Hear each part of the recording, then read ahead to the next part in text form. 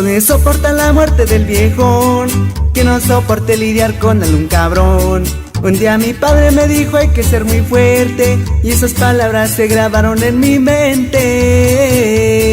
Me respetan porque siempre he respetado, me ven tranquilo pero no soy muy dejado. Yo no estoy para andar entregando cuentas, ni mucho menos para enredarme en problemas.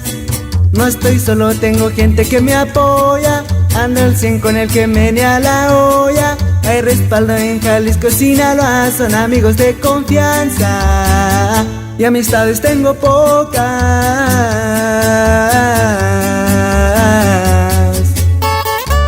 Y claro, con esto mandamos saludo al equipo Marrayuevi. Hasta Moltita nos vamos, y pura familia Guzmán. Lema, lema, lema, lema. Récord, récord, récord.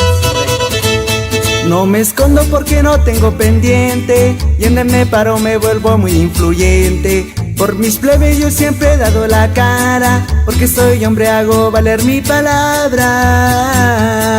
De este lado yo manejo la partida, siempre con la bendición del que está arriba.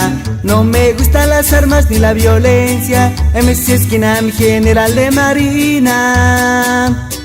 Por mi gente me verán poniendo el pecho, aquí andamos a pesar del mal arreglo. Las envidias y humildad no se presumen, habrá 100 usurpadores, que sea Dios el que los juzgue. Ya lo han visto, me he caído y levantado, no presumo ni tampoco me le rajo. Habrá 100 usurpadores y malinches y se esperan cosas peores, la misma Biblia lo dice.